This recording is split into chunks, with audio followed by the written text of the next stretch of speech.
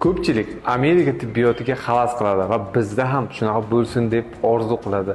Lekin Amerikada tez tibbiy yordam chaqirsangiz $50,000 gacha to'lashingiz kerakligi haqida bilarmidingiz? Bizda 03 ga telefon qilasiz, darrov uyingizga shifokorlar kelib, sizni ko'rikdan o'tkazib, kerakli ukollarni qilib, sizga yordam berishadi. Amerikada esa uyingizga shifokor kelishini orzu qilmasangiz ham bo'ladi. Xo'p, Amerikada tez yordam chaqirsangiz sizga nechta pulga tushadi?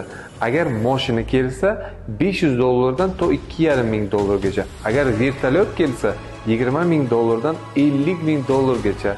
Va bu faqatgina shifoxonagacha bo'lgan yo'l xarajatlari. Tana haroratingiz 40 gradusgacha ko'tarilgan bo'lsa ham uyingizga shifokor va tez yordam kelmaydi, chunki ularda bunaqa narsaning o'zi yo'q.